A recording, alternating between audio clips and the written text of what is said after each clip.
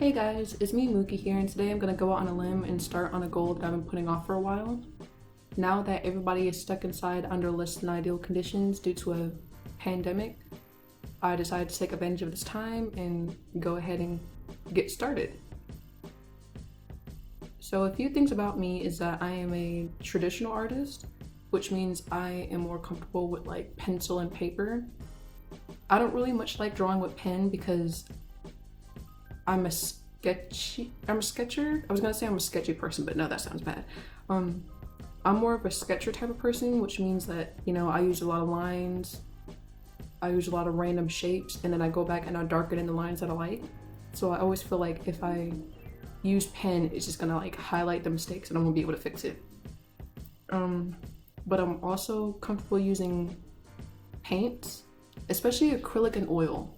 I prefer oil though because it's more relaxing and because it doesn't dry too quickly, so that gives you time to fix any color mistakes you might have or blend it so that it looks a lot better. It's really nice, I like it, but I've only done it probably like 2, maybe 3 times. I'll have to try it again soon. Another thing about me is that I am a full-time college student majoring in game design and animation, class of 2023.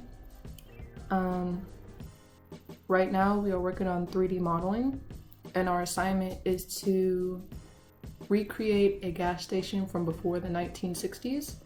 So I don't know, maybe I'll show a time-lapse progress video and you guys can see what I'm doing. I'm not very good at it. It's very nerve-wracking. It is very outside of my comfort zone because it's like so many new tools that you have to learn and be able to use, but it's also really exciting because this is a step forward towards a goal that I've had for like years, since like middle school to early high school, which is I've always wanted to work at an animation studio before I go off and start my own. That would be like a dream come true for me.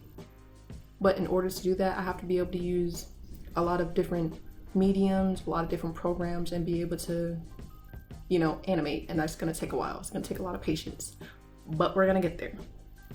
Another goal, since we're speaking of them, another goal that I have is to be able to speak 6 languages fluently by the time I'm 25. And making use of all this free time that we have, I've taken upon myself to start learning Korean, Japanese, and French on my own. I'll be taking Mandarin in the fall, and then since I'll be getting a minor in Spanish, hopefully if the CLEP test will be fixed by the time fall comes back around, I'll have 5 out of the 6 languages that I wish to learn. So we'll see how that goes. Because I've always wanted to be able to speak different languages or to be able to understand other people, which is another reason why I went into art. That doesn't make any sense. Like, I don't know how I segued from one to the other, but just stick with me. Because I remember one book that I read, which was The Diary of a Part-Time Indian by Alex Haley, was it? I don't remember, doesn't matter. Anyway, the main character is this Native American boy who lives on a reservation, and he's good at art, right? And one point that he makes that like really resonated with me was the fact that if you wrote the word apple in a language, only the people who understood that language would be able to understand it, and even then only those who could read would be able to understand it, right? And that just kind of clicked with me because I was like, oh my gosh, that makes sense. And ever since then, I've always had this idea of like trying to help people around me, because if you draw a picture of an apple, everybody who can see it will be able to look at it and recognize it as an apple. No matter what language it is, whether they can read or not, they'll be able to find common ground with this. This is an apple. And that always like amazed me that like through pictures you might be able to connect with a lot of people, which is one of the things I really wish to do, which like if you know me in person, I'm very much an introvert. Like my first semester in college, I was not really talking to people. I was not going out of my comfort zone. I wasn't going to parties. I wasn't really trying to hang out with people. And it wasn't like anything against them. It was mostly me. Like, I just felt so uncomfortable with the idea because, like, especially since I missed the whole like orientation week, because I had to work that entire week from 8 in the morning until about 7:30, 8 at night. So I would be up and out the building before the orientation leaders came up, and I would be back while other people were still doing whatever little scavenger hunt thing to get to know each other. So I never really had that opportunity to like be grouped up with people and get to know each other, you know, so it was kind of weird. Even people in my major, like, they're nice. They seem like really chill people, very talented, very laid back, and I appreciate that. But like, I just never really felt comfortable just like going up to a person and starting a conversation because I am a professional overthinker, which is like, I will get so in my head about things that like, I just ruin it. But I know second semester I started coming out of my shell with like a small group of people.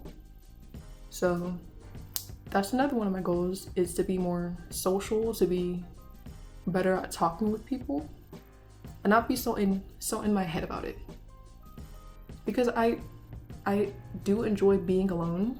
You know, it's really relaxing. I get to work on projects. I get to listen to music that I like. I get to watch the TV shows that I like, and I don't have to feel self-conscious about me and who I am. But at the same time, like, out of nowhere, I'll just have like this urge to just like call up random people and be like, hey, I'm hungry. Let's go eat food at like 11 o'clock at night. So, I don't know. Anyway, to all the people that I ended up becoming friends with second semester, I just have to say that thank you for putting up with me. I know that's probably really annoying. And let's see. Another thing about me is that like, I'm also a daydreamer. So like, a lot of my inspiration or like for my artwork and pieces or whatever, especially like the really bizarre ones, like the TV head mermaid, that one comes about because like, I'm either just like sitting down and I'll just be thinking and I'm like, you know what, a regular mermaid is boring. How do we spice it up? And I would just sit there and just think, right? Or, you know, sometimes like there's certain artists that inspire me. Like I'm a weeb. I'm very into anime. I'm very into manga. But like the art style has to be good, because if it's not good, I cannot get into it. But like, for example, Junji Ito, who is a really popular horror manga artist, is one of my all-time favorites because his art is like, it gives you that nostalgic 90s era anime feel that I really like. But like, he takes simple things like Uzumaki, one of my all-time favorites. It starts off slow, but like never does it really seem like this is being blown out of proportion or this is stupid, because it starts off slow and then it gets bigger and bigger, and like the detail and the story is just like, you're never really lost. Like you're shocked and you don't really understand what's going on, but it's not that like, what the flip am I reading? You know, it's more like, why is this happening? You keep reading to try to figure out like what the underlying story is, and I really like that. Another artist I'm really into would have to be like Melanie Martinez. I really like her because like, she's a juxtaposition. She's very cutesy, very into pastels, those bright colors, you know what I mean?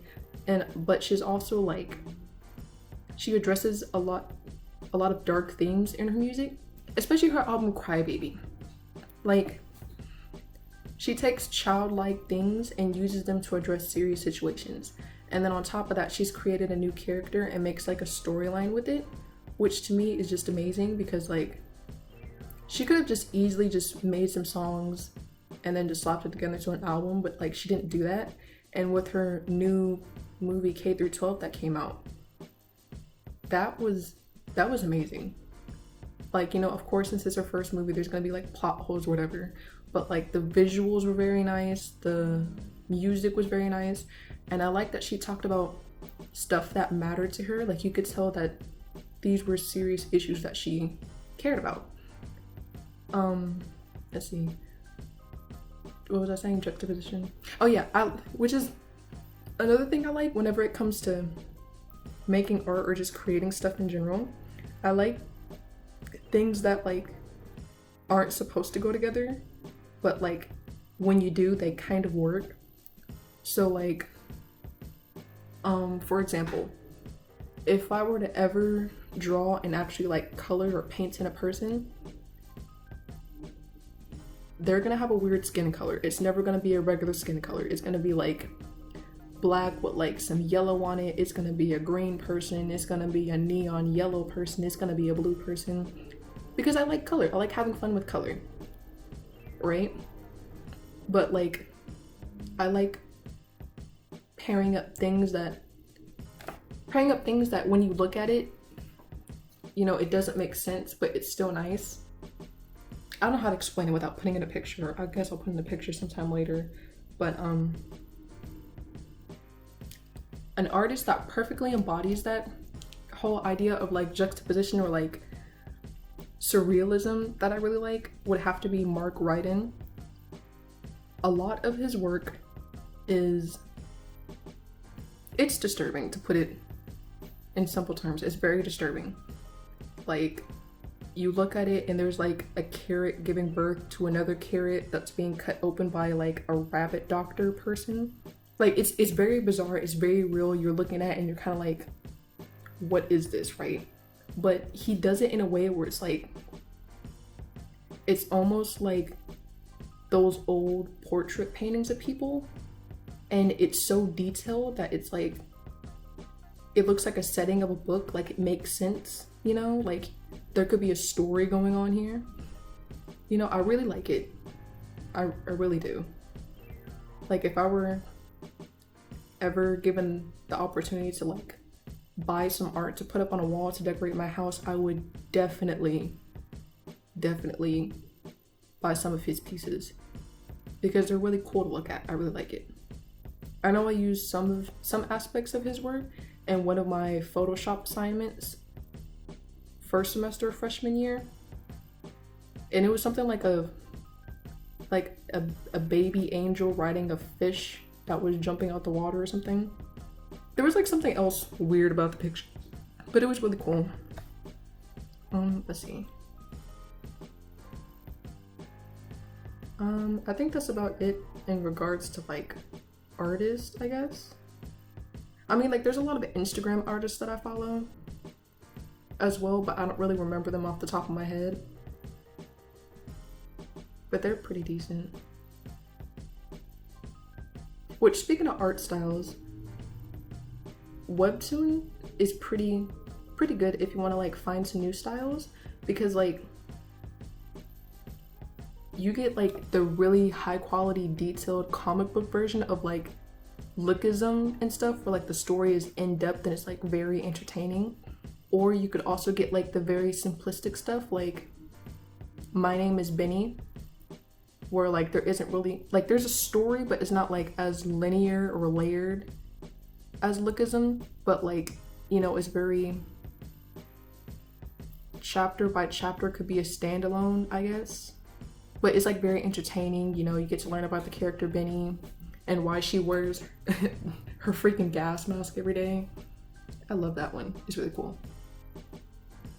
Which, if I have to recommend webtoons to read, I would definitely say Lookism, which is about a boy named Daniel in Korea who wakes up one day with a new body, a new, more attractive body, and he has to try and help his friends while dealing with the fact that a lot of people are gonna judge you based off of what you look.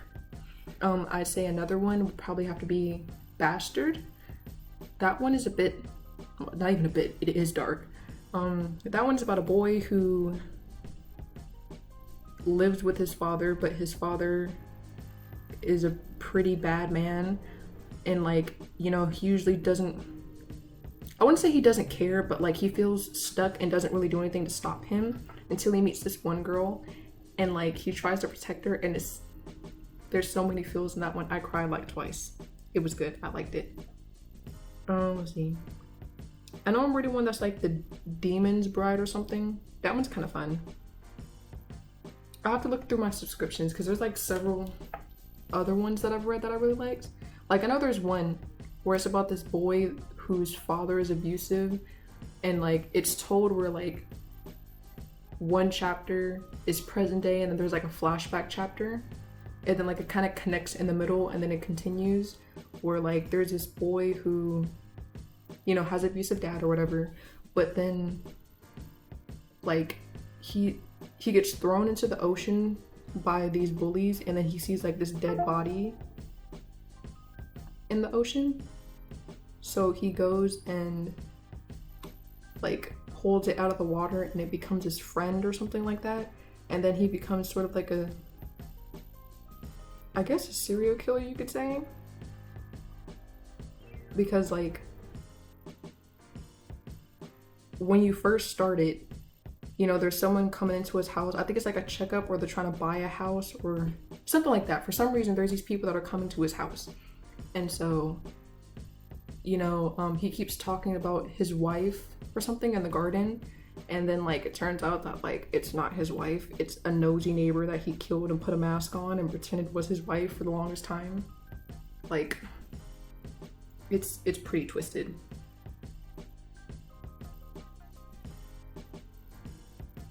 And then let's see, True Beauty is a good one. That one's about this girl who like becomes really good at makeup, so much so that like what she looks like without it and what she looks like with it are two completely different people, and there's only one person outside of her family that knows what she actually looks like, and it's like a whole love triangle type thing, which I am such a sucker for. I should have better taste. I'm too old for love triangle type stories, but I can't get enough of them. Those are my weaknesses.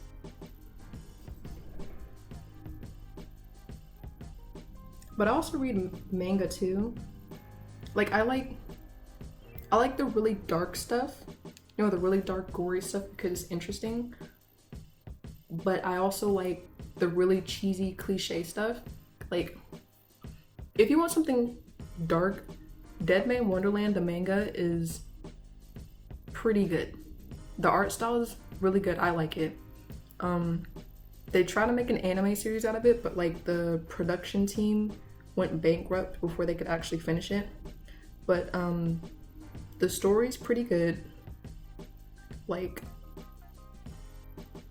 it gets emotional at times, and at the end, the way they end it, it's satisfying. Like you kind of want another book to finish it, but like it doesn't really need it, you know. You kind of understand where it's coming from. The only question I have about it is, if any of you have read it, I just want to know who Ganta's father is. Like if you haven't read it, it's not gonna make sense, but I'm gonna have to Google that because now I'm curious. And then let's see, another dark one would have to be Doubt. It's called Doubt, but I've also seen some people call it Bunny Doubt. That one is like a mind twister, I guess, because like it's very psychological. Like there's gory stuff happening in it, but then like there's never a moment where like it becomes clear who the killer is until like the very, very end. So like there's multiple times throughout the story where you're like, oh my gosh, this is the killer, he's gonna kill everybody else, but then that person dies, and then it's a whole lot of. But basically it starts out with a group of kids, and like they're playing this game called Doubt on their phone, which essentially is like there's a group of rabbits, right? And one of the rabbits is actually a wolf, and like your job is to figure out who the wolf is and kill them, because every night he kills another bunny. So like they get together and they're playing this game or whatever, and like they get together to do karaoke, and this guy with a huge bunny head comes out of one of the stalls in the restroom and then like gets everybody. So they wake up in a different room in an abandoned building, And like there's this they're so messed up. There was this one girl who was like handicapped, and like whenever they wake up, she's like crucified to the wall. Like that,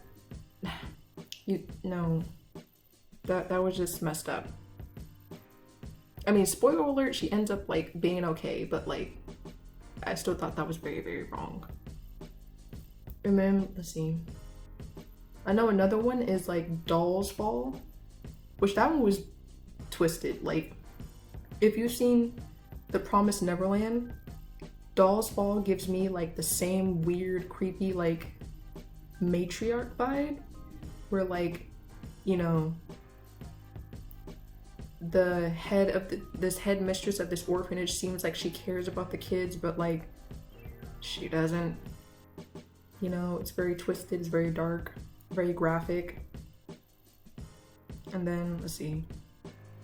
I'm waiting for an update for this one, but there's one called like Tomogui or something like that. And that one is about this girl who, she's like the queen bee of the class, right? And she's trying to get, it starts out where like, you know, the kids are like celebrating this teacher's birthday, right? But then it gets really dark because like the queen bee is trying to get revenge on the teacher for a friend that committed suicide, but she ends up like roping the entire class in on it. And like it goes haywire fast, but they haven't updated it in like a year or two, so I don't know what's going on with that. So we'll just have to see, I guess. Which like the craziness of the last one, the Tomogui one, you know, I'm not even sure I'm pronouncing that right, but the craziness of that one reminds me a lot of Happy Sugar Life, which like I can watch most dark anime, but like Happy Sugar Life made me very uncomfortable. Like I cannot get past the 3rd episode. I could not. It's not because it's gory, it's just that like the topics they choose to talk about are very like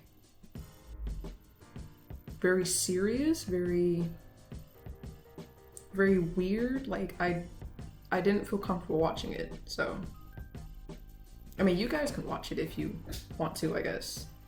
But like there's a lot of talk of like some pretty twisted stuff in it. So yeah.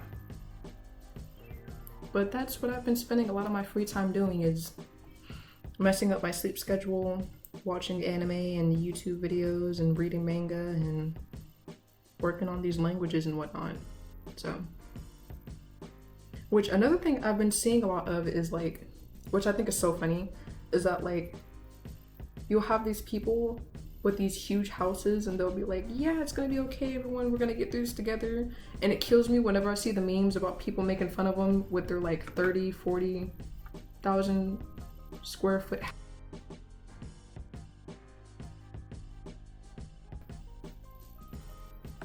Like it's not very relatable. So I don't know, I just think it's weird and crazy. And I've been doing nothing but rambling at this point. Segueing into the next topic, another thing about me is that like a few of my likes and dislikes, I really like chocolate. It is my favorite candy. I especially like dark chocolate. I think that is the superior kind over everything else. I'm also a really big fan of, I like K-pop. Like, hate on it if you will, but like some of those groups and some of those songs slap. I vibe with it so freaking hard. Let's see. I know, speaking of music, I've lately been like finding a lot of new interesting music from artists, especially like foreign artists that I haven't really thought about before. Like, remember when I said I like that juxtaposition of like, you know, creepy and cute and things that aren't really supposed to go together? Well, that kind of brought me to this artist, Jasmine Bean. She's very extreme. Well, I shouldn't say she. Their pronouns are they, them, and I always forget that. I'm sorry. But yeah, they're very extreme. Right now, I really like their song Hello Kitty. It's simple, but it's also really catchy. I like it. It's gonna take me a while to get into some of their other songs, but I do like it. I can vibe with it. I can get with it. And then there's also this Japanese artist. Gosh, what's his name? I'm so worried I'm gonna butcher his name. But he's like a Japanese artist, and I stumbled across one of his songs when I was trying to find new music. So I started listening to this playlist of songs about, well, just songs in general. Like there was one that was like chill late night Japanese bops or something like that. Like it was two different ones that I listened to, and from them I found several ones that I liked. His name is Yo Kamiyama, I think that's how you say it. And like I really like his music. The first song I listened to by him was Cut. I'll leave a link to it in the description. But yeah, I like the song Cut by him. It's very good, very catchy. But then like I started listening to some of his other ones, and I realized a lot of his music videos are animated, which, you know, animation enthusiast here. I was really surprised by it, especially because like I thought it was gonna be just like a bunch of loops, which is what some people tend to do whenever they animate music videos. But that was pretty good. Right now, one of my favorites is Yellow by the same dude, Yo Kamiyama, and I think it's Cutlery. I think that's what it is. And then I also found another artist. I can't say his name because he doesn't have the English letters with it. But it's a song called Caffeine. The video is a bit strange because it's a lot of people wearing yellow and like dancing around erratically, but like it's very, very nice. I like the pop of color. I like the yellow. I like the way it sounds. It's very nice. It's very chill. It's very relaxing. I like it. So that's a few of the new artists that I found. So if you have new music suggestions, please send them to me. I need new music. I've listened to the same 20 songs over and over, and I have already been through the old early 2000s bop list, and I need something else. Oh, and then there's also Face by Woo-sung. He's a Korean artist though. I mean, it doesn't really make any difference in the quality of his music, but like I really like that song too. Just thought I'd put that out there. Really good. I like it. And then for some reason I've been listening to a lot of Wu-Tang with it, just out of context. Just thought you guys would like to know. Like, I don't know what it is, but I just think it's the most funniest thing, but also like the best wake up music you can listen to if you ever need to wake up in the morning, I guess. That's a good song. Let's see. And then lately I've also been watching a lot of black and white movies, which I don't know why I haven't before, because I've always liked older stuff, vintage stuff especially. Like I love thrift stores. But I've been watching a lot of like black and white movies that are like black based. You know what I mean? Like I know I watched one with some people from school that was I Passed for White or Passing for White, and that one, it was good, but it was also really interesting for me because like it was during a time of like segregation, right? But it seemed like there were black and white actors and actresses in the same sets interacting with each other, and it confused me because I was like, well, maybe the entertainment scene wasn't as like against it as the rest of society was, but that wouldn't make sense. But then I was like, are they doing blackface? But then I couldn't really tell. But it was an interesting story about like a girl who's black, but she looks white, so she's able to pass as a white person. So she goes over and she pretends to be a white person. She marries a white man, and then like their baby comes out black though, and she ends up going back home. Like I'm not doing the movie justice by explaining it like this, but it's a very good movie, very interesting, and I would recommend it. And a lot of these movies are on YouTube for free, which is where I watch a lot of them. There's a YouTube channel called Real Black that like posts a lot of old movies on here. Like there's a movie called Abby, which is like The Exorcist in a way, but like the black version of it. It was made in 1974, but it was pretty good. I liked it, but I also thought it was kind of funny. Let's see. Oh, Honey Baby is really good. Also 1974, black and white. I guess I can leave it like a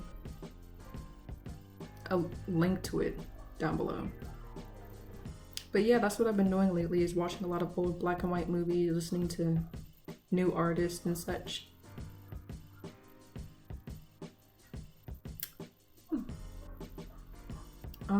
I guess a few quick facts about me before I end this video is that, like, I like rabbits. I think they're really adorable. I like all animals in general, but I think I like rabbits because they're the easiest to draw for me.